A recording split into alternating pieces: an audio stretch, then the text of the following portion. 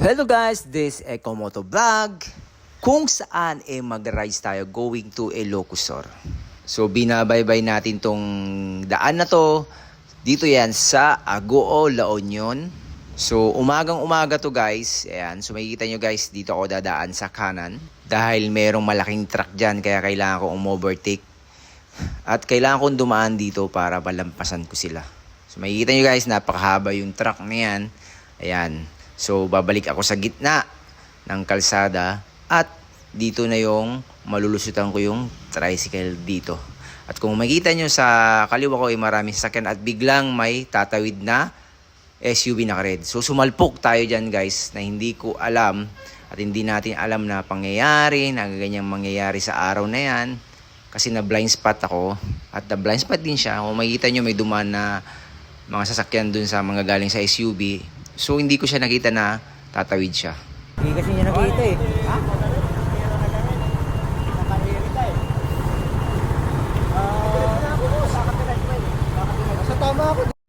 At buti nakapreno na ako ng sagad dyan at nag-active talaga yung ABS ko. Kaya sagad na ako. Akala ko masasalpok talaga ako sa pinakagitna.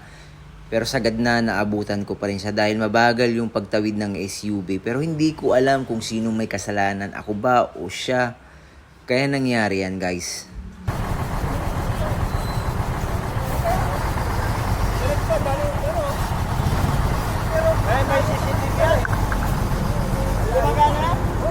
Kita nyo guys yung puting damit at naka-pink na jogging pants. Siya po yung driver na SUV guys.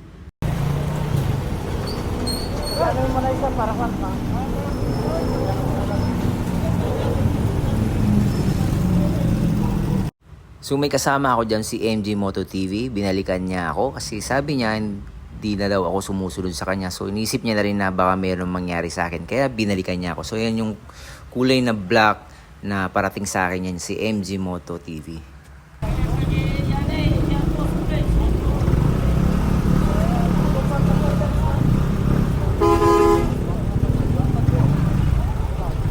So nasira yung clutch natin dyan na UP, natanggal yung side mirror natin. Yung fairings natin sa halap nawasak din.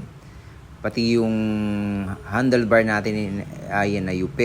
So hindi ko alam kung paano gagawin ko dyan. So yun guys, marinig niya yung sasabihin ng driver na SUV kasi naka-record sila dyan. Pakinggan nyo kung ano yung sasabihin niya. Hindi mo nakita ko makam. Kasi crossing dati. Sabi ko pinangganan eh.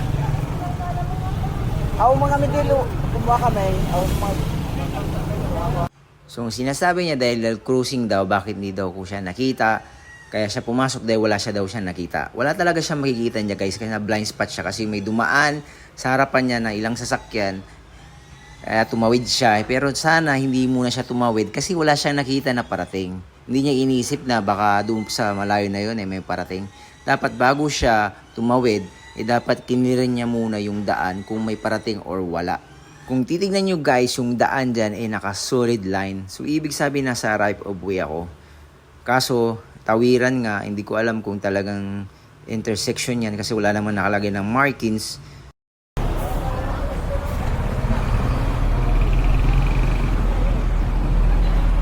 Ayan guys, nadali tayo. Dapat sige pagsunod mo sir. Hindi, sakto na ako dito na ako. Dumiritso ka pa eh. Gumagana yung cup mo? Oo, gumagana. Ayan guys, iskrasa tayo dito. Tanggal yung pairing. Ha? Grabe. No, dali.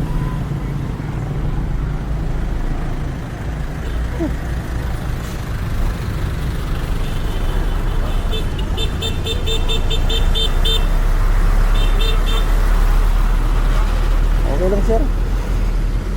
Tumawid bigla oh. Ha? Oo.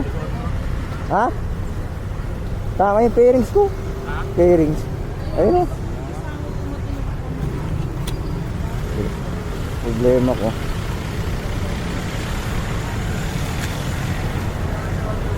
Biglang tumawid, wala na, sagad na ako bro. Tama ko ba? Hindi Wala, natamaan pa rin yung likod. Oo, ano sir? Ha? Bigat dito. Bigat. 1, 2. Subot. Ang dami yung clutch ko. Ay na, di clutch na. Kasi wala na na eh. So yan guys, tama yung clutch ko to. Tama yung clutch ko. Hindi ka na, ambil na. Wala.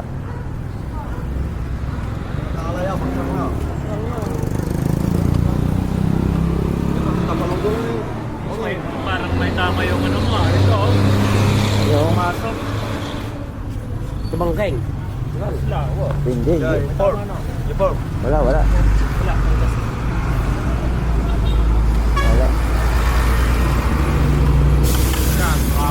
Buti ito lang. Wala yung Ito lang ang problema ko. pero kumusta ka eh? Nakasakit ko dito. Dito. Tumama ako dun eh. At buti na lang guys at hindi yung grabe yung nangyari sa atin. Ganyan lang yung nangyari sa atin dahil nakapagpreno ako ng sagad na kaya medyo mahina yung pagkabangga ko dun sa SUV na yun. At papasalamat pa rin ako sa Panginoon dahil hindi yung grabe yung nangyari sa atin. Pero sana hindi na maulit to. So ang mapayo ko na lang guys, mag-iingat kayo sa mga crossing at mag-iingat kayo sa daan na hindi natin nasana mangyayari. Parang ako hindi ko nasa na mangyari at wala namang kagustuhan na mangyari, ma-accident tayo.